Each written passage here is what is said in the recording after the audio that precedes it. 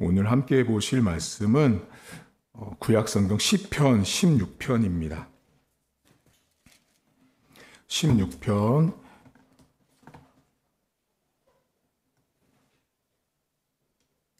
1절부터 11절까지 보도록 하겠습니다.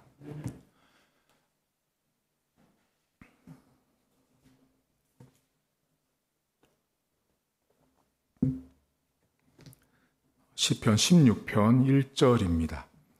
하나님이여 나를 지켜 주소서. 내가 주께 피하나이다. 내가 여호와께 아뢰되 주는 나의 주님이시오니 주밖에는 나의 복이 없다 하였나이다.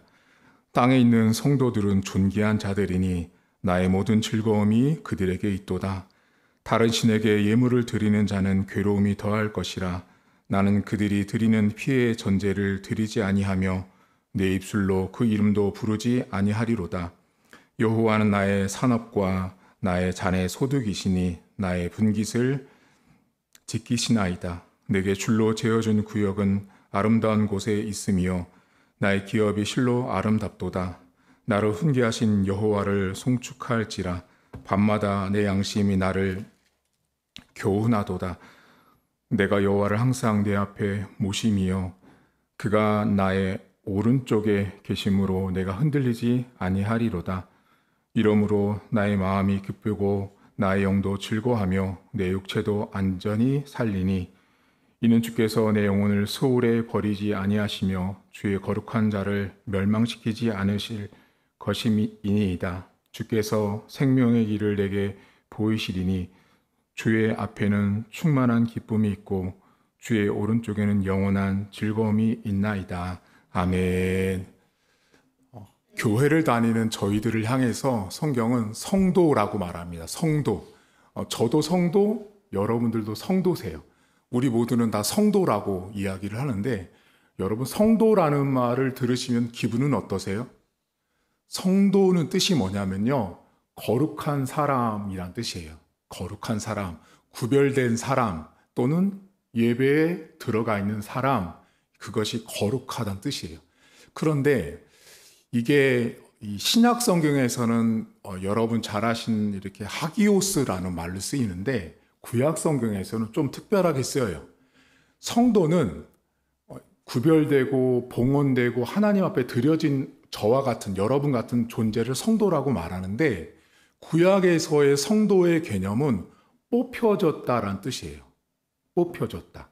그러니까 여러분 이스라엘 백성들은 하나님이 애굽에 있었을 때 뽑아서 출애굽을 시키고 주의 백성의 길을 걷게 하셨죠. 그러니까 성도는 하나님이 뽑아준 사람들인 거예요. 그러니까 저도 여러분들도 뽑혀진 사람들이에요. 선출된 사람들. 이제 조금 있으면 여러분 선거하잖아요. 누구 찍을지 생각하셨어요? 아마 다 생각하고 계실 텐데 하나님이 우리를요 뽑으신 거예요. 그러면 이렇게 생각하시죠. 저는 뽑힐 만한 자격도 없는데. 맞아요. 우리는 자격이 없어요. 성경에 뭐라 그러냐면요. 너희가 수요가 많아서도 너희가 잘나고 똑똑해서도 아니라는 거예요. 그냥 하나님이 일방적으로 우리를 선택하신 거예요. 왜 선택했는지 몰라요, 여러분. 근데 하나님이 우리를 선택해서 우리를 성도라고 불러주셨어요. 근데 오늘 시인이 이 다윗이 시편을 기록했거든요. 다윗이 무슨 말을 하냐면 땅에 있는 성도는 존귀하다라고 말해요. 자, 땅에 있는 성도, 자, 하나님의 뽑혀진 저와 여러분들은 존귀하대요. 존귀. 존귀는 뜻이 뭐냐면 이게 으뜸이고 당당하다라는 뜻이에요. 히브리어 뜻이. 그러니까 하나님이 하나님의 백성을 뽑으신 다음에 하나님이 우리를 바라보시면서 뭐라고 말씀하시냐면 너희들 존귀한 사람이야. 너희들 나에게는 으뜸 같은 존재야. 너희들 나에게는 당당한 존재야 라고 말하죠. 그러면 집사님들은 어떠세요? 자, 여러분들은 으뜸이세요? 왜 고개를 수그리세요? 자, 여러분들을 자신을 보면 내가 으뜸 같지 않죠? 여러분들은 목사님, 저는 으뜸인 것 같지가 않아요. 목사님, 저는 너무 당당하지가 않고요. 늘 부끄러운 게 많아요. 라고 해요. 그런데 일단 성경의 개념부터 아셔야 돼요. 성경은요, 하나님이 우리를 보고 땅에 있는 성도를 보고 존귀하대요. 그게 성경의 선언이고 선포예요. 저도 존귀하고 여러분들도 존귀해요. 다시 말하면 저도 으뜸이고 여러분들도 으뜸이에요. 자, 하나님이 우리를 보시면서 으뜸이라고 말할 땐요, 이 경중 1등, 2등, 3등이 없고 그냥 다 똑같이 으뜸이에요. 그게 하나님 나라 백성이에요. 그래서 제가 늘 말씀드리죠. 교회에서 몇 년 다녔다, 뭐 직분이 뭐다, 다 필요 없어요. 하나님 앞에는 그냥 다 성도, 땅에 있는 성도 다 존귀한 거예요. 으뜸이에요. 자, 여쭤볼게요. 여러분들은 으뜸이세요? 우리는 분명히 아멘이라고 해야 되는데, 자, 그럼 여러분들이 왜, 목사님, 저는 참 으뜸이 아니고 당당하지 못해요. 왠지 아세요? 우리 사람의 으뜸의 기준이 항상 하나님으로부터 찾아야 되는데, 그 하나님으로부터 으뜸과 당당함을 찾지 않고 주변을 본단 말이에요. 그러니까 옆 사람과 비교하고 옆 사람이 가지고 있는 환경과 물질과 여러 가지를 비교하다 보니 나는 으뜸이 아닌 거야. 나는 당당하지 않은 거예요. 근데 하나님은 우리를 향해서 뭐라 하냐면 땅에 있는 성도는 존귀하고 으뜸이라고 말한다고요. 그러니까 여러분들이 밖에 나가서 특히 신앙이들은요, 교회를 다니는 분들은 이제 오늘 예배 끝나고 이제 밖에 이제 집으로 가시고 세상으로 가시잖아요. 그럼 이렇거든요. 분명히 주일날은 멀쩡하세요. 되게 이쁘고 당당해 보이고 으뜸처럼 보여. 근데 밖에 나가면 일주일 살다가 팍싹 기죽어서 살다가 온단 말이죠. 또 자기는 알아요, 여러분. 여러분은 알걸요? 일주일 동안 이번 주 살면서 이번 주 정말 내가 으뜸처럼 못 살고 당당하지 못하게 살다 온 모습이 내 안에 있다고요. 왜냐하면 내가 자꾸 주변 때문에 나를 비교하거든요. 신앙은요, 이 기독교인은 내 으뜸과 나의 당당함의 기준을 항상 하나님에게서 봐야 돼요. 이제 그거를 놓치면 자꾸 뭐가 보이냐면 주변이 보이는 거예요. 그래서 여러분 동창회 가지 마세요. 동창회 가셔가지고 막 서로 여러분 동창회 가시면 자기가 으뜸이라고 말하거든요. 나보다 막 공부도 못했는데 신랑 잘 만나가지고 잘 먹고 잘 살잖아요. 그럼 그 사람이 으뜸처럼 보이고 당당해 보이잖아요. 근데 교회 다니는 사람의 으뜸과 당당함의 기준은 동창과 동기와 내 친구들이 아니라고요. 하다못해 여러분 직장에 가서도 직장의 주변에 동료들이 많잖아요. 그 동료들까지도 비교하고 분석해요, 나랑. 그럼 나는 절대 으뜸이 아니에요. 아니요. 나는 그냥 내 자체가 으뜸이에요. 내가 으뜸이고 내가 하나님은 우리를 보면서 으뜸이라고 말하는데 여러분들 계속해서 일주일 동안 뭐라고 하는지 아세요? 일어날 때도 으뜸이 아닌 애가 일어났습니다. 잘 때도 당당하지 않게 살다가 잡니다. 이렇게 말하거든요. 저와 여러분들은 존귀한 자입니다. 그런데 오늘 성경에 다윗이 되게 놀라운 이야기를 하는데 몇 절을 보시냐면 2절을 보세요.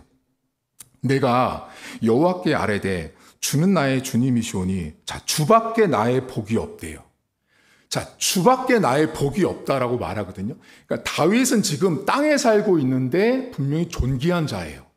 자신의 존귀성을 깨닫고 고백을 하는데 뭐라고 말을 하냐면 나의 복은 주밖에 없대요. 그러면 우리는 어떻게 생각해요? 복은 하나님밖에 없어요 라고 생각하죠. 그것도 맞아요. 그런데 이 본문이 히브리어 성경은 되게 재밌게 기록되어 있습니다. 자, 주님밖에 나의 복이 없습니다라는 말을 잘 생각해 보시면 다윗은 이렇게 말하고 있는 거예요. 복은 누가 줬다는 거예요? 주님이 줬다라는 거예요.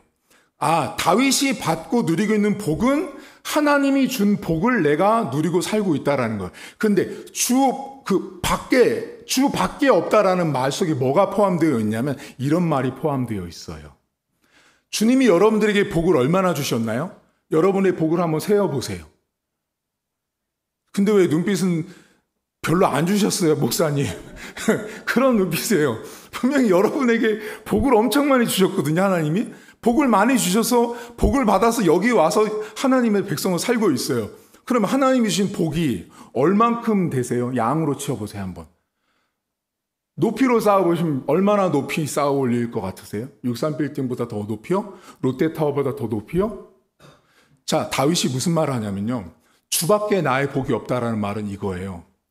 하나님께 복을 다 받았는데요. 내가 받은 내 복의 공급자가 하나님인데 그 복을 다윗이 태어나서도 죽을 때까지 하늘 끝까지 다 쌓았는데도 그 복이 하나님을 능가하지 못하다라는 거예요.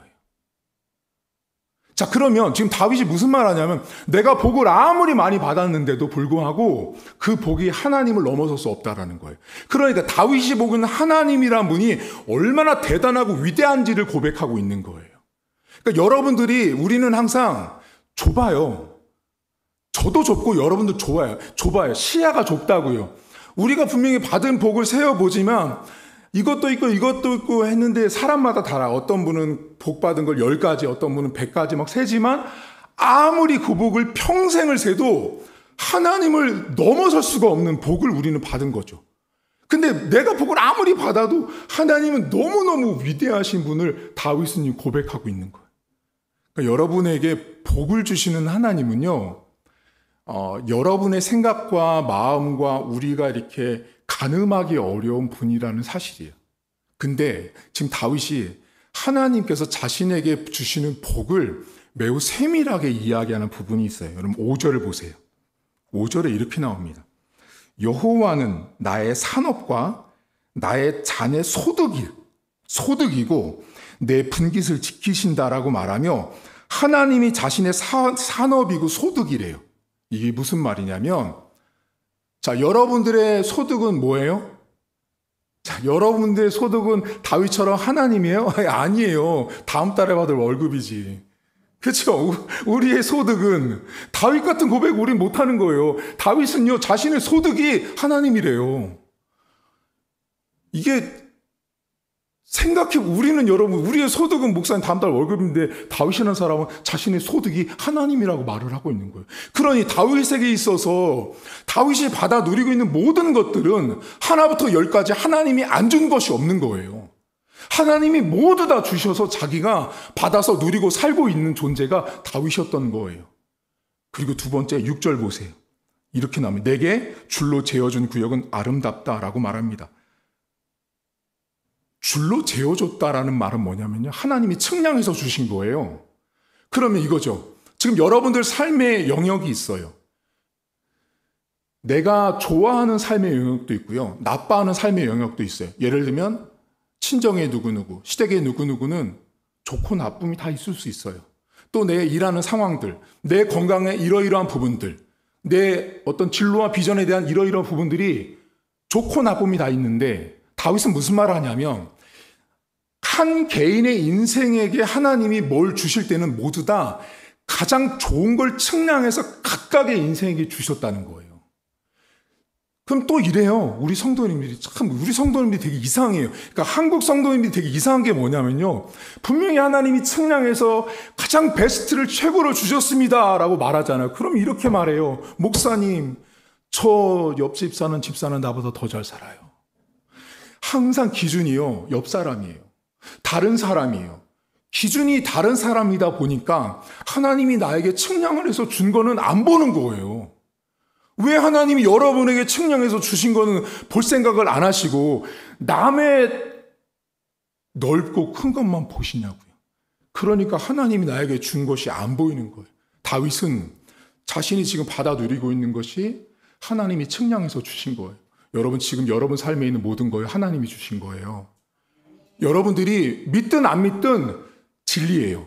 내가 지금 살아가고 있는 거 하나님이 주신 거예요. 여러분, 저는요, 어렸을 때 제가 그랬잖아요. 좋으신 하나님, 참 좋으신 나의 저 이 찬양 되게 싫어했어요. 제가 제일 싫어했다고요. 왜 싫어했냐면 저한테는 하나님이 좋으신 하나님이 아니었거든요. 어머니 교통사고 나서 장애인 만들어 놓으시고 집안에 그렇게 많던 재산 다 뺏어 가시고, 뭐가 좋으신 하나님이에요? 어린 나이에 이런 생각하는 거예요. 그렇게 좋으신 하나님이면 우리 어머니 교통사고 안 나게 좀 막아주시든가, 그렇게 좋으신 하나님이면 돈 좀 지켜주시든가, 그게 좋으신 하나님 아니에요? 그러니까 제 안에 그런 것들이 있단 말이에요. 근데 하나님이요, 그것도 재어준 내 삶의 구역이더라고요. 그때는 안 보여요. 어쩌면 지금 여러분 삶에 목사님, 지금 내 삶이 이렇게 재어진 구역 같지만 안 보여요 하는 게 있을 수 있어요. 근데 그것도 하나님이 여러분에게 주신 거예요. 아들도 딸도 손주도 내 일터도 다 하나님이 나에게 주셨다라는 사실이에요. 세 번째, 다윗이 이런 이제 고백을 합니다. 주님이 항상 내 오른쪽에 있대요. 여러분 이 말씀 되게 많이 들으셨거든요. 자, 주님이 오른쪽에 있다라는 말을 다윗의 인생을 가지고 아셔야 돼요. 여러분 다윗은 목동이지만 왕이었지만 또 다른 그분에게 따라보는 호칭이 있습니다. 혹시 뭔지 아세요? 다 나온 거 아니에요, 목사님? 목동이었고 왕이었는데 또 뭐가 있을까요? 다윗은 전사였습니다. 다윗이 누구랑 싸웠어요, 여러분? 골리앗과 싸웠잖아요. 목동이면서 싸웠지만 다윗은 여러분 그 인생이 전사로 살았던 사람이에요. 그러면 이스라엘은요, 전쟁을 하는 상황 속에서 오른쪽과 왼쪽을 반드시 구분합니다. 지금 다윗이 말하고 있는 주님은 내 오른쪽에 있다라는 이 말은 전쟁터 때 썼던 말이에요. 전쟁의 상황에서. 그러면 전쟁에서 오른쪽 왼쪽이 왜 중요할까요? 그 당시는 총이 없었어요. 대포도 없었고요. 그 당시는 뭐가 무기였냐면 방패와 칼이요, 창이요. 그러면 여러분들은 오른손잡이, 왼손잡이 있죠. 자, 사람을 죽이려고 할 때는 뭐가 필요해요? 칼이 필요하죠. 자, 칼은 오른쪽에 차요, 왼쪽에 차요? 여러분들이 쓰는 정상적인 손, 가장 힘이 센 쪽에 강력한 무기를 잡겠죠. 그럼 일반적으로 오른손이에요, 왼손이에요? 오른손에다가 칼자를 쥐고 왼손에 뭐를 들까요? 방패를 든다고요. 그러면 이스라엘 전쟁 당시에 전쟁을 해서 싸우면 어떤 일이 많아졌냐 하면 가장 많이 손상을 입는 쪽이 오른쪽이라고요. 방패는 맞기 때문에 이쪽 손은 멀쩡한데요. 전쟁을 하다가 팔이 잘리고 이쪽이 상한 가장 약하고 취약한 쪽이 오른쪽이라고요. 근데 지금 하나님이 어디 있다고요? 오른쪽에 있다고요. 그럼 다윗은 무슨 고백을 하고 있냐면 자신의 인생을 바라보면서 하나님이 가장 오른쪽, 가장 약한 거, 취약한 거, 내가 못하는 쪽에 계셔서 나를 내 편이 되시는 거죠. 그러니까 하나님은 내가 잘하는 쪽에는 잘 안 계세요. 잘 보시면 그래요. 여러분 잘할 때 하나님 안 보이거든요. 여러분 내가 막 잘났고 똑똑하고 잘하는 건요, 하나님이 안 보여요. 근데 못하고 부족한 거 있을 때 어떻게 해요? 주여 도와주십시오. 그렇죠? 왜요? 내가 약하니까. 근데 다윗이 주님이 오른쪽에 있다라는 건 뭐냐면 내가 칼을 들고 있지만 이 칼자루가 나를 못 지킨다는 건 다윗은 알고 있는 거예요. 누가 날 지켜요? 하나님이 자신을 지켜야 된다는 걸 알고 있었던 거예요. 여러분 하나님이요, 땅에 있는 그 존귀한 으뜸이 되고 당당한 성도를 지키실 때 내가 잘하는 왼쪽이 아니고요, 오른쪽 가장 취약한 쪽에 가장 약점인 곳에서 나를 보호하시고 지키시는 거예요. 하나님은 오늘도 여러분의 약점과 함께합니다. 이게 참 기분 나쁠 수 있지만 사실이에요. 하나님이 나의 부족함 가운데 있어요. 목사님, 저는 뭐 건강도 이렇고 몸도 이렇고 집안도 이렇고 성격도 이렇고 뭐도 이렇고 약점이 많아요. 아마 여러분들 혹시라도 지금 마음으로 약점 10가지만 대보라 그러면 아마 주르륵 나오실걸요? 그죠? 그 약점이 주르륵 나온다고요. 그 약점 옆에 하나님이 계셔서 나를 지키신다고 말해요. 그리고 네 번째가 오늘 다윗의 놀라운 고백을 하거든요. 여러분 어디 보시냐면 10절과 11절입니다. 이는 주께서 내 영혼을 스올이라고 나오는 그 스올이 무덤입니다. 무덤에 버리지 아니하시며 주의 거룩한 자를 멸망시키지 않으실 것임이니이다. 주께서 생명의 길을 내게 보이시리니 주 앞에는 충만한 기쁨이 있고 주의 오른쪽에는 영원한 즐거움이 있나이다 라고 말해요. 여러분 잘 보시면 지금 다윗이 무슨 말을 하냐면 하나님의 땅에 있는 백성을 스올, 무덤에서 멸망시키지 않는데요. 자, 무덤에서 멸망시키지 않고 무슨 길을 주시냐면 생명의 길을 주신대요. 그럼 여쭤볼게요. 다윗은 지금 무덤에 있어요, 없어요? 자, 다윗이 이 시편을 기록했다니까요, 여러분. 그럼 다윗은 무덤에 있어요, 없어요? 무덤에 없죠, 없어요. 자, 여러분 잘 생각해 보세요. 자, 제가 무덤에 있다라는 건 제가 죽었다는 거예요, 살았다는 거예요? 죽었다는 거잖아요. 무덤에 있는 건. 그쵸? 무덤에 누가 가요? 죽은 사람이 가잖아요. 자, 무덤에 가서 죽은 사람은 무덤에서 죽은 사람이 살아날 거다, 생명이 있을 거다라고 기대하지 않잖아요. 맞죠? 근데 지금 다윗은 분명히 죽지 않았죠. 무덤에 있는 사람이 아닌데 이 사람이 뭐래요? 무덤에서 생명의 길을 하나님이 보여주신다고 말하죠. 그럼 이건 이런 말이에요. 자신의 상황이 무덤처럼 너무 힘든 거죠. 너무 힘든 무덤 같은 상황에서 하나님이 나에게 생명의 길을 보여주신 거예요. 자, 그럼 다윗은 죽지 않았는데 무덤 같은 상황에서 하나님이 나에게 생명의 길을 보여주실 거야 라는 말은 다윗이 갖고 있었던 믿음이에요. 맞죠? 다윗의 믿음의 고백인 거예요. 자신은 무덤에 가지 않았음에도 불구하고 무덤 같은 상황에서 하나님이 나에게 생명의 길을 보여주신다라는 믿음의 고백이 다윗에게서 있는 거예요, 지금. 근데 요 성경 방금 말씀드렸던 있죠. 스올에서 멸망시키지 않고 무덤에서 죽이지 않고 생명으로 생명길을 여시는 다윗은 무덤에 간 적이 없죠. 근데 온 인류 역사에 딱 한 명이 있다고요. 누구예요? 그게 예수님이에요. 그게 오늘 부활주일이라고요.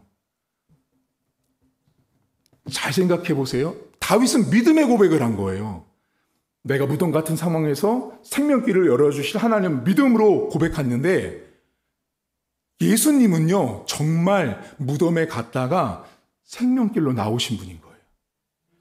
그게 부활주일이에요. 그러니까 목사님이 어떤 분이 그러셨을 거, 오늘 분명히 부활주일이면 막 마태복음이나 마가복음 끝장에 있는 걸 성경을 보셔야 되는데 뜬금없이 시편을 읽으셨네, 목사님이.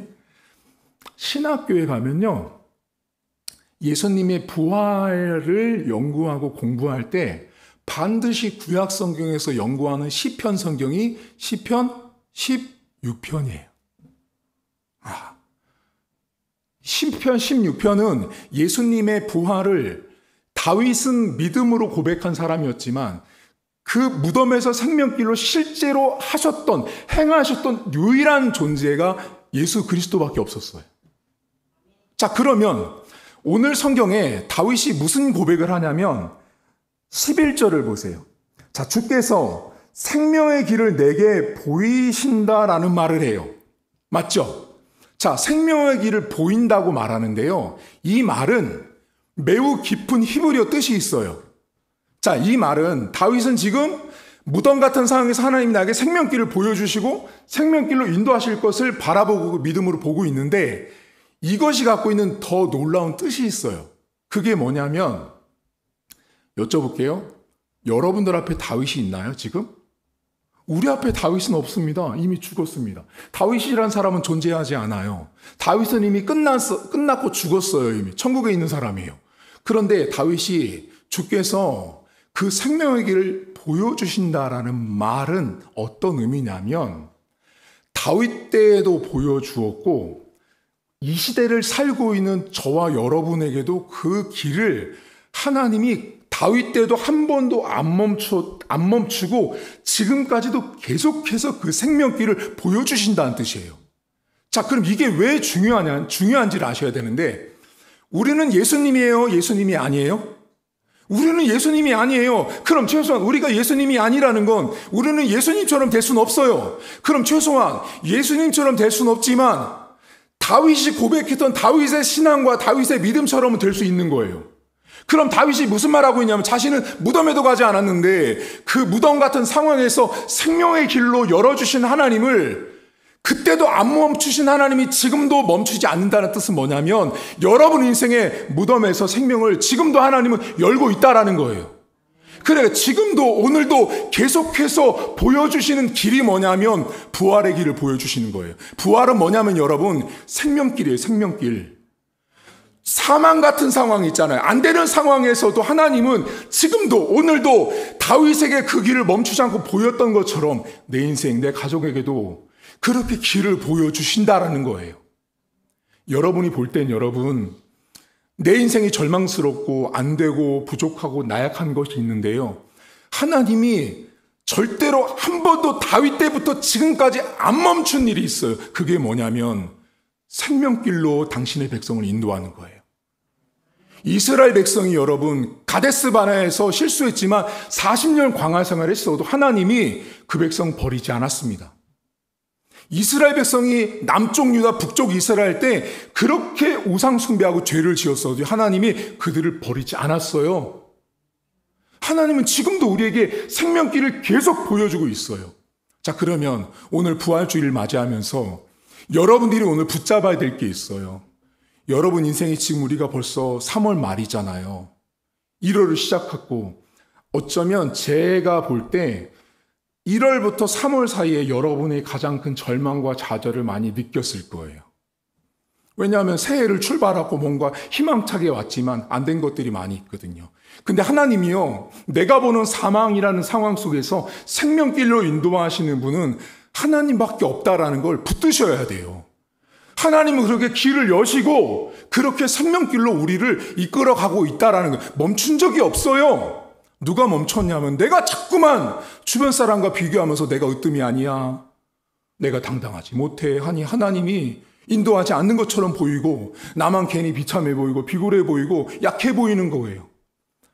저와 여러분들은 이 땅에 살고 있는 성도고 존귀한 자입니다. 그 존귀한 자를 하나님이 앞에 다윗이 많은 하나님의 축복을 말씀했지만 그 핵심 중에 핵심은 뭐냐? 사망에서 생명길로 옮기시는 하나님을 말씀하고 있는 거예요. 여러분, 안 되는 일이 지금 뭐가 있으세요, 요즘에?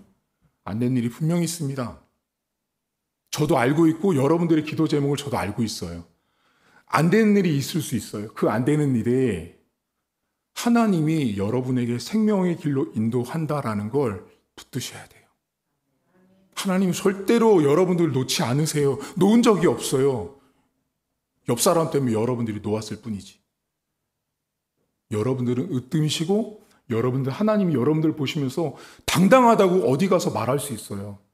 자, 여러분들 만약에요, 저를 여러분들은 밖에 나가서 우리 목사님 최고예요, 우리 목사님 당당해요, 으뜸이라고 말하세요, 안 하세요? 아, 할 수도 있고 안 할 수도 있지요. 자, 이 얘기를 왜 드리냐면 하나님이요, 저를 보고 누구한테 나를 소개하는데 이 목사 으뜸이야, 당당해 라고 하나님이 나를 그렇게 말해준다면 그만한 복이 어디 있어요, 여러분? 나는 분명히 그런 존재가 아니잖아요. 우리는 알잖아요. 수억만 가지 죄 짓다가 여기 왔잖아요. 그런 존재를 아는데도 불구하고 하나님이 나를 보고 땅에 있는 성도는 존귀한 자라고 이야기하시면서 아들아, 딸아, 너 지금 무덤에 있지만 내가 너 지금 생명길로 인도하고 있어 라고 말씀하고 있는 거예요. 그 생명길을 제대로 보라고 멈추지 않고 매일의 삶의 순간순간마다 부활을 보게 하시는 거예요. 부활이 뭐예요, 여러분? 무덤에서 생명으로 나오신 게 부활이잖아요. 그러니까 사실은 제가 여러분에게 꼭 당부드리고 싶은 게 뭐냐면 우리가 매년마다 부활주의를 지키잖아요. 사실 신자는요, 항상 고난주가 아니고 항상 부활주일이어야 돼요. 그건 이때만이 아니에요. 그러니까 다윗은 그걸 본 거예요. 다윗이란 사람은 그 구약시대에 부활주의를 어떻게 보낸 사람이냐면 매일같이 부활주의를 보낸 사람이 다윗인 거예요. 우리는 1년에 한 번 보내면서 부활주의를 보내지만 다윗은, 하나님은 무덤에서 생명길을 단 1초도 멈추지 않고 내 인생을 그렇게 인도한 거예요. 여러분, 우리가 오늘 부활주의를 보내지만 오늘이 끝나고 이제 앞으로 연말까지 매일같이 딱 하나만 기억하십시오. 하나님은 오늘도 나에게 부활을 경험시킬 것이다. 하나님은 나에게 오늘도 내 인생의 무덤 속에서 생명길로 인도하실 것이다 라는 고백이 우리 안에 있는 남은 한 해가 되어야 합니다. 그렇게 여러분들 인도하실 거고 그것이 하나님 아버지세요. 그것이 부활주의를 맞이하는 저와 여러분들의 자세고 태도여야 합니다. 기도하겠습니다. 오늘 말씀을 생각하면서 한 가지만 기도할 텐데요. 여러분 삶에 하나님 생명길이 필요합니다. 하나님께서 내 인생을 매일같이 부활을 경험하는 인생 될 수 있도록 함께 통성으로 기도합니다. 하나님 아버지, 오늘도 감사합니다. 하나님, 우리의 삶에는 참 연약하고 부족하여서 항상 사망을 내 스스로가 느끼고 어렵다라고 느끼고 고백합니다. 안 되는 것들을 바라보고 고백합니다. 하나님, 늘 우리의 부족함을 알고 계신 하나님 아버지, 삶 속에 무덤처럼 안 되는 일이 많고 불가능한 일이 더 많을 때마다 매일의 삶 속에 우리로 하여금 부활을 경험하게 하시고 매일의 삶 속에 무덤 속에서 나를 생명길로 인도하신 하나님 아버지를 내가 붙들고 나가는 은혜를 성도들이 허락하시길 원합니다. 하나님, 매일같이가 매일이 우리의 삶은 부활주일입니다. 매일매일이 부활주일이어야 합니다. 어쩌면 우리는 매일매일 우리를 부활하시고 생명길로 인도하시는 하나님의 은혜가 더 필요한 자들입니다. 하나님, 내 힘으로 무덤에서 사망에서 안 되는 일에서 불가능한 일에서 헤어나올 수 없기에 하나님께서 매일같이 내가 부활을 경험하는 인생 되게 하시고 매일같이 부활의 시간 속에 살아가는 성도들 될 수 있도록 은혜를 베풀어 주시옵소서. 하나님 아버지, 우리 인생 가운데 늘 어려움이 있습니다. 우리의 인생 가운데 무덤처럼 답이 없고 연약함이 우리들 안에 있음을 고백합니다.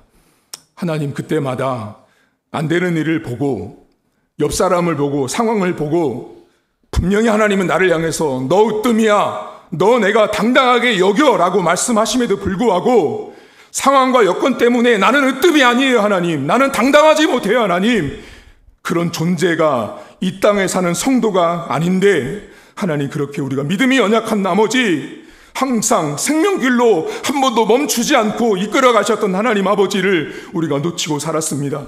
오늘만 부활주일이 아니라 어쩌면 우리는 1년 365일이 매일같이가 부활주일이어야 합니다. 사망에서 안 되는 일, 부족한 일, 실수하는 일 많지만 우리의 인생을 생명길로 인도하신 하나님 아버지를 왜 부활주일날만 경험합니까? 매일매일 우리는 하나님께서 인도하시는 생명길이 필요한 존재임을 고백합니다. 남은 1년도 사랑하는 성도들에게 이 부활주일날 주셨던 이 말씀대로 생명길로 매일같이 인도하는, 매일매일이 부활을 경험하는 성도들의 삶이 될 수 있도록 도와주옵소서. 하나님께서 우리의 약점인 오른편에 계셔주셔서 부족할 때마다, 연약할 때마다 우리와 동행하시는 그 하나님 아버지를 만나는 우리 성도들의 삶이 될 수 있도록 은혜를 베풀어 주옵소서. 하나님께서 힘주시고 능력 주셔서 부활의 감격을 경험하되 단순하게 그것을 기념하는 것 이상으로 매일의 삶에, 내 인생에 부활로 역사하시는 살아계신 하나님 아버지를 고백하는 우리 성도들이 될 수 있도록 은혜를 베풀어 주옵소서. 감사드리며 예수님의 이름으로 기도하옵나이다. 아멘. 오늘은 성찬식이 있는 관계로 광고를 먼저 드리고 그리고 이어서 바로 성찬식을 진행하겠습니다. 오늘 저희 교회 오신 새가족 성도 여러분 반갑고, 예배 끝나고 나서 저희 교회는 식사가 있습니다. 식사 교제하시고 저 보고 또 가시면 좋을 것 같습니다. 그리고 오늘은 부활주일로 예배를 드렸고요. 여러분들 1년 동안 하나님 아버지 앞에 감사했던 것들, 또 우리가 벌써 1년이 다음 주인데요. 우리가 교회가 세워지고 첫 부활주일을 이렇게 드리게 된 것에 대해서 하나님께 너무나 감사를 드리고, 그리고 이번 주간 고난주간이었는데 여러분들 필사하신다고 노력을 하셨을 거라고 믿고요. 안 쓰신 분들은 제가 보니까 그거 뭐 30분도 안 걸리실 거예요. 칸이 좀 작아서 그렇지 금방 쓰실 거예요. 그래서 그거 제 목표는 뭐냐면요, 그거 자주 쓰시고 필사하셔서 나중에 그 본문을 암송하시면 참 좋을 것 같아요. 그래서 열심히, 아직 마무리 못하신 분은 오늘 다 필사하시면 좋을 것 같고요. 그리고 오늘 부활주일 날 계란을 이따가 받으시거든요, 여러분. 계란을 두 개가 하나예요. 두 개가 하나인데 그거를 2개씩 받아가시면 돼요. 네, 2개씩 가져가셔서, 왜 2개씩 주냐면요, 하나는 여러분 드시고 하나는 믿지 않는 우리 가족이나 이웃들에게 주세요. 그래서 오늘 부활주일이라고 알리시면 되고요. 그리고 오늘 부활절 계란을 우리 김정혜 집사님, 안봉료 집사님이 오늘 아까 아침 일찍 오셔가지고 포장 다 하셨죠. 그래서 오셔가지고 다 삶아 오셔서 포장까지 해주셔서 너무나 감사를 드립니다. 그리고 다음 주에 여러분, 저희 교회가 설립 1주년 기념 예배로 드립니다. 우리 성도님, 우리 저기 새로운 형제님이 오셨는데, 형제님 잘 오셨어요. 저희 교회가 이제 딱 다음 주가 1년이 돼요. 1년이 되는 교회인데 너무 반갑고 잘 오셨고요. 다음 주에는 뭐 특별한 순서는 있는데 그건 광고는 하지 않겠고요. 주보에 필히 참석하시라고 하신 분들은 무조건 오셔야 돼요. 네. 그분들 결석하시면 절대 안 되니까 무조건 필히 참석을 꼭 해주시고요. 당일날 오시면 1주년 기념 선물로 수건을 준비했습니다. 그리고 우리 교회는 매년마다 설립 2년, 3년 할 때마다 매년마다 기념 주일날은 수건을 준비해서 하나씩 드릴 겁니다. 그래서 여러분들 그것이 이렇게 쌓이면 또 의미가 될 겁니다. 그래서 다음 주에 그렇게 전달을 하겠습니다. 그리고 주보에는 광고가 없는데요. 한 가지만 부탁을 드리면, 여러분들 지금 저희가 봄을 맞이해서 전도를 하고 있어요. 근데 이번 주에 우리 안 집사님이 전도를 오셨어요. 수요일 날도 오시고 토요일 날도 오셨는데, 안 집사님의 고백이 참 많은, 제가 계속 이렇게 마음에 남아서 여러분과 나누고 싶은 게 있어요. 안 집사님이랑 저랑 저쪽 앞에서 도로에서 둘이 전도를 수요일 날 했어요. 근데 안 집사님이 그 얘기를 하시는 거예요. 목사님, 자기가 예전에 누가 이렇게 전도지를 주면 이걸 왜 이렇게까지 하는지 몰랐대요. 왜 이렇게까지 나눠줘야 하는지를 몰랐는데, 당신께서 그걸 나눠주면서 그걸 받아가고 당신 나눠주는 모습 속에서 왜 주는지를 그날 가르치지도 않았는데 본인이 깨달으신 거예요. 그러면서 너무 재미있다고 그러시는 거예요. 이 말씀 애들이냐면 전도하러 좀 오시라고요. 여러분들, 자, 수요일 날은요, 일 때문에 못 오시는 거 제가 알아요. 그러니까 수요일 날은 저랑 딱 특정 멤버만 해도 돼요. 그런데 토요일 날은 일 안 가시잖아요. 오세요. 여러분, 이게 몇백 장을요, 지난번에 제가 김영순 집사님랑 저랑 둘이 했는데요, 몇백 장을 하다니까 50분이 걸려요. 1시간이 걸리는데 그 몇백 장을 사람이 오잖아요. 30분, 20분으로 팍 줄어요. 그러니까 짧은 시간에 많이 모이면 노란색 띠를 두르고 있기 때문에 홍보 효과가 훨씬 크단 말이에요. 그러니까 여러분, 토요일 날 많이 오시면 30분도 안 해요. 전도를 여러분 진짜로 금방 하니까 전도에 많이 좀 동참을 부탁을 드리겠습니다. 그리고 이제부터 성찬식을 하는데요. 저희 교단이 원래는 이 성찬식 관련된 예식서라는 이 예식서가 있어요, 여러분. 근데 이 책이 올해 2024년도 2월 달에 개정판이 나왔고요. 이게 한 30년 된 책이었는데 새롭게 개정이 됐어요. 그래서 여러분들 주보에 오늘 보시면 성찬식 관련된 용어가 새롭게 총회에서 개정된 용어를 넣었고요. 그래서 우리 교회 성도들한테는 새 것으로 성찬식을 진행해야겠다라고 생각을 했고, 그래서 주보에 넣었고요. 그리고 진행되는 순서나 이 어떤 성구들도 여기 있는 순서에 맞춰서 제가 진행을 이렇게 하도록 하겠습니다. 그리고 성찬을 오늘 어떻게 할 거냐면, 떡이랑 잔을, 떡을 먼저 받으시고 자리로 착석하셔서 드시고 기도하세요. 이해하셨죠? 지난번에는 어떻게 하셨어요? 여기서 드시고 들어가셨잖아요. 떡을 갖고 자기 자리로 가서 기도하고 드시고 기도 묵상하고 계세요. 그럼 다른 사람 다 떡을 다 받으신 다음에 떡이 끝나면 한 번 더 잔을 받으시러 제가 안내를 하면 그때 나오셔 또 잔을 받으시면 되세요. 그렇게 하면 성찬식이 마무리 되겠습니다. 그리고 찬송가 304장을 부를 때 1절하고 제가 2절 때 가운을 갈아입고 준비할 동안 제가 마이크 안에도 여러분 육성으로 2절을 그냥 크게 계속 이어서 불러주시면 되겠습니다. 찬송가 304장 우리 함께 부르시면서 부활주일 성찬식을 하나님 앞에 올려드리겠습니다.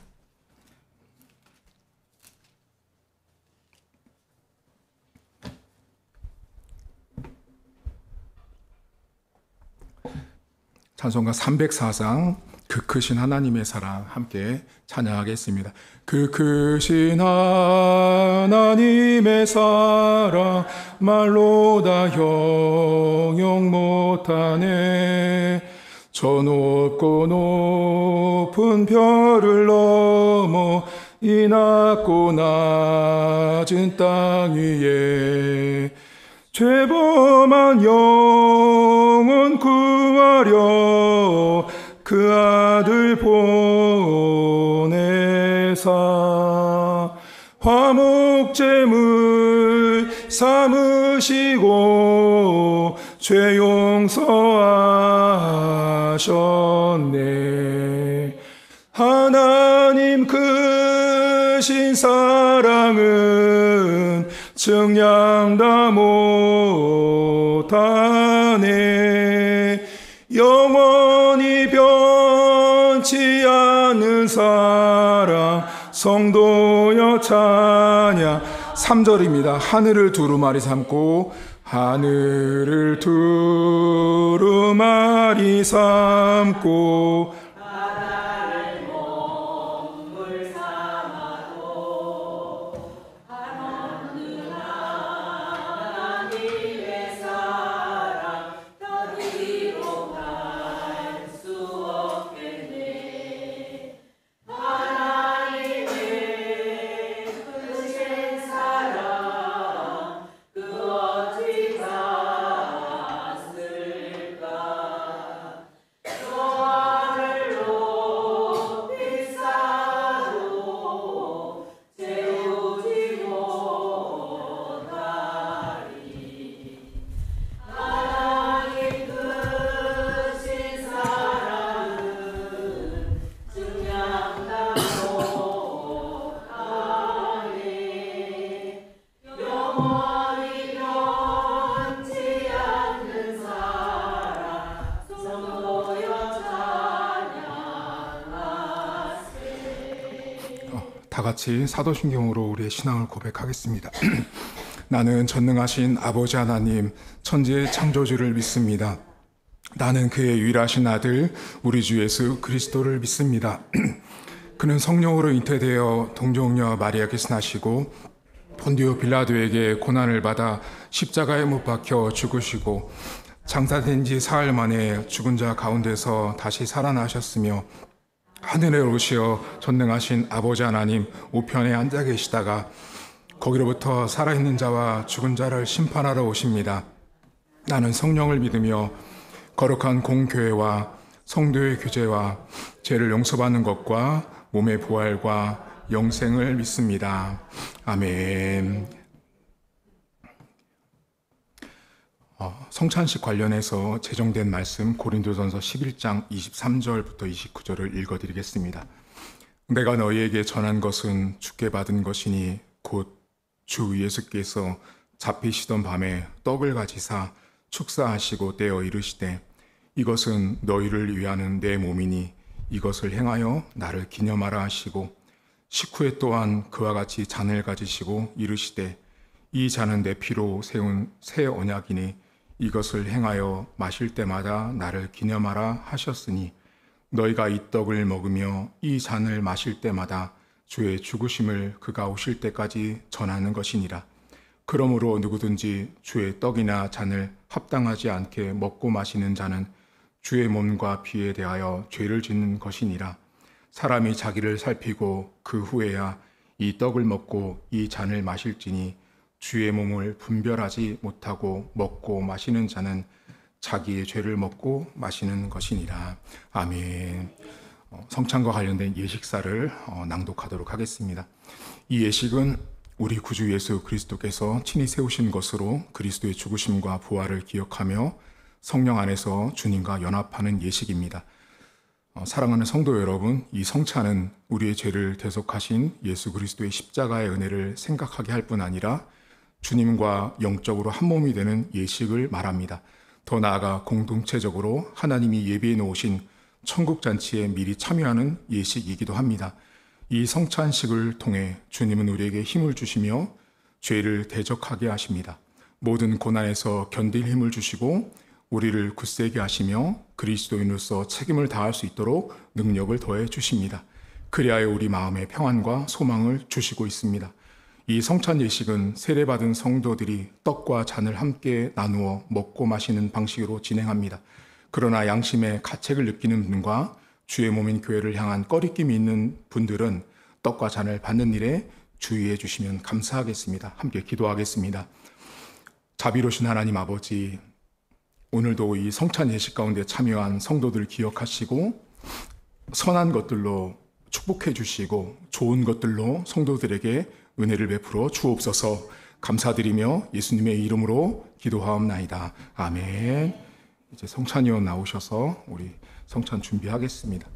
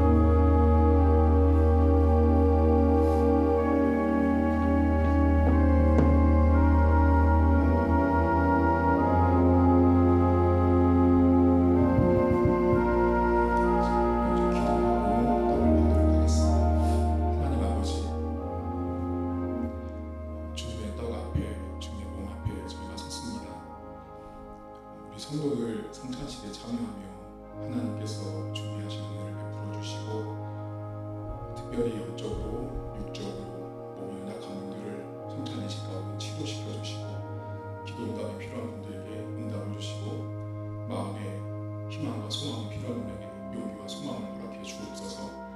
떡을 받고 먹을 때 주께서 주신 은혜를 경험하는 그 시간 하나님 축복해 주옵소서. 감사드리며 예수님의 이름으로 기도하옵나이다. 아멘. 먼저 저와 진 목사님 먼저 떡을 받고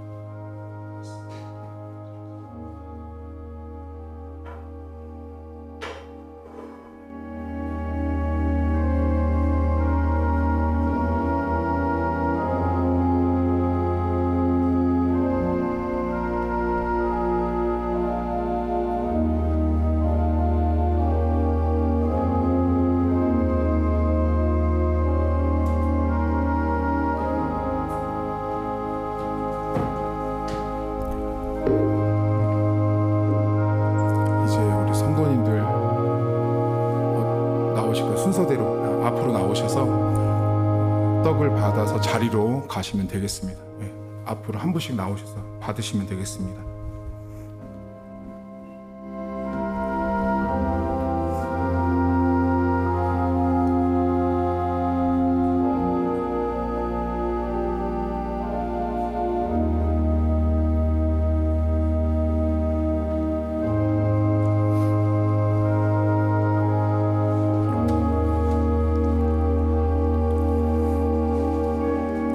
예수께서 이르시되 내가 진실로 진실로 너에게 이르노니 인자의 살을 먹지 아니하고 인자의 피를 마시지 아니하면 너희 속에 생명이 없느니라. 내 살을 먹고 내 피를 마시는 자는 영생을 가졌고 마지막 날에 내가 그를 다시 살리리니 내 살은 참된 양식이요 내 피는 참된 음료로다.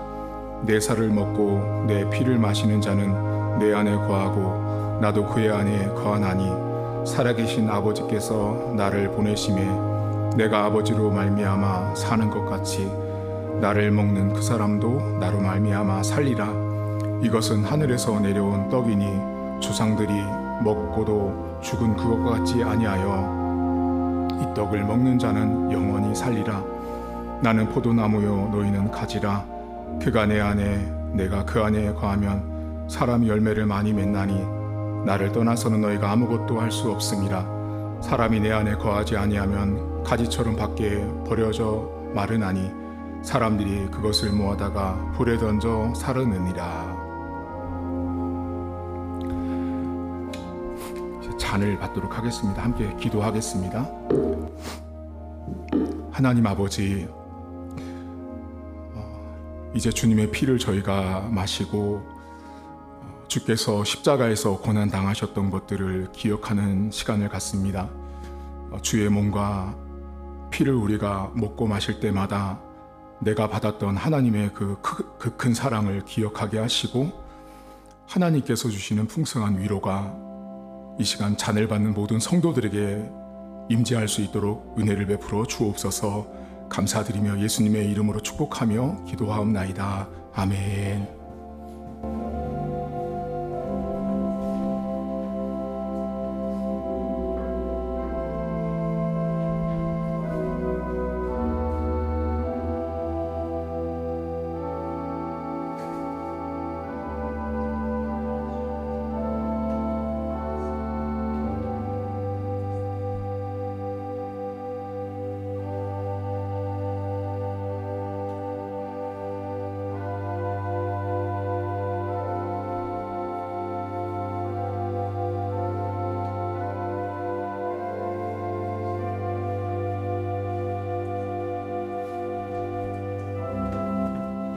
이제 성도님들 나오셔서 한 분씩 잔을 받도록 하겠습니다.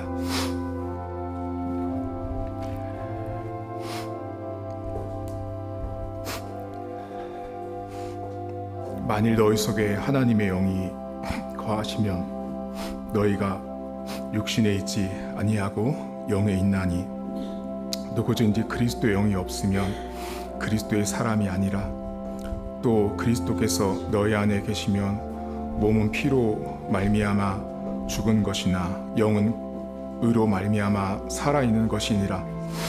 예수를 죽은 자 가운데서 살리신 이 영이 너희 안에 거하시면 그리스도 예수를 죽은 자 가운데서 살리신 이가 너희 안에 거하시는 그의 영으로 말미암아 너희 죽을 몸도 살리시리라.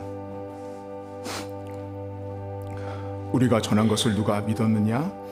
여호와의 팔이 누구에게 나타났느냐? 그는 주 앞에서 자라나기를 연한 순 같고 마른 땅에 낳은 뿌리 같아서 고운 모양도 없고 풍채도 없은즉 우리가 보기에 흠모할 만한 아름다운 것도 없도다. 그는 멸시를 받아 사람에게 버림받았으며 강고를 많이 겪었으며 질고를 아는 자라. 마치 사람들이 그에게 얼굴을 가린 것 같이 멸시를 당하였도다. 우리도 그를 귀히 여기지 아니하였도다. 그는 실로 우리의 질고를 지고 우리의 슬픔을 당하였거늘 우리는 생각하기를 그는 징벌을 받아 하나님께 맞으며 고난을 당한다 하였노라. 그가 찔림은 우리의 허물 때문이요 그가 상함은 우리의 죄악 때문이라. 그가 징계를 받음으로 우리는 평화를 누리고 그가 채찍에 맞음으로 우리는 나음을 받았도다. 우리는 다 양 같아서 그를 행하여 각기 제 길로 갔거늘 여호와께서 우리의 모든 죄악을 그에게 담당시키셨도다. 아멘. 하나님 아버지, 주의 십자가의 은혜를 알고 있지만 항상 부족하고 연약하여서 하나님 앞에 믿음으로 살지 못하는 우리들을 용서해 주시고 우리가 하나님께 늘 불충했던 것들이 더 많았습니다. 믿음으로 살아야 하지만 믿음으로 살지 못했던 적이 훨씬 더 많은 사람들입니다. 그럼에도 불구하고 우리를 생명길로 인도하시기 위해서 십자가에서 죽으시고 한 주간의 고난주간을 보내고 오늘 이렇게 부활주일로 성찬에 참여하게 하신 하나님 아버지 참으로 고맙습니다. 성도들의 가정을 위로해 주시고 육신과 영적인 것들을 위로해 주셔서 주께서 찢기고 흘리셨던 피처럼 우리 인생을 그렇게 회복하시고 치료하시는 은혜가 성도들의 가정에 풍성히 임할 수 있도록 은혜를 베풀어 주옵소서. 오늘도 성찬을 맞이하며 주님 앞에 기도했던 짧은 기도지만 이 기도가 주 앞에 상달되게 하시고 축복하실 하나님을 믿고 나가는 우리 성도들이 될 수 있도록 은혜를 베풀어 주옵소서. 감사드리며 예수님의 이름으로 기도하옵나이다. 아멘.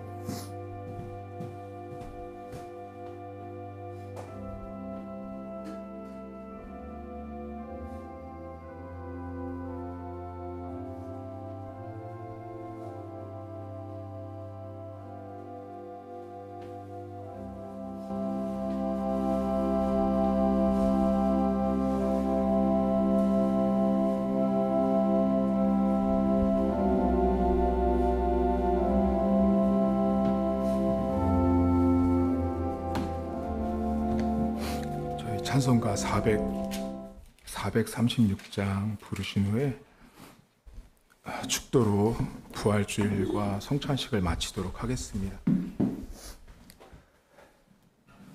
찬송가 436장 나 이제 주님의 새 생명 얻은 몸 함께 찬양하겠습니다. 나 이제 주님의 새 생명 얻은 몸 옛것은 지나고 새 사람이로다. 그 생명 내 맘에 강같이 흐르고 그 사랑 내게서 해같이 빛난다. 영생을 누리며 주 안에 살리라. 오늘도 내일도 주 함께 살리라. 주 안에 감추인 새 생명 얻으니 이전에 줬던 것 이제는 값없다. 하늘의 은혜와 평화를 맛보니 찬송과 기도로 주 함께 살리라. 영생을 누리며 주 안에 살리라. 오늘도 내일도 주 함께 살리라. 산천도 초목도 새 것이 되었고 죄인도 원수도 친구로 변한다. 새 생명 얻은 자 영생을 누리니 주님을 모신 맘 새 하늘 이로다. 영생을 누리며 주 안에 살리라. 오늘도 내일도 주 함께 살리라. 주 따라가는 길 험하고 멀어도 찬송을 부르며 뒤따라가리라. 나 주를 모시고 영원히 살리라. 날마다 섬기며 주 함께 살리라. 영생을 누리며 주 안에 살리라. 오늘도 내일도 주 함께 살리라.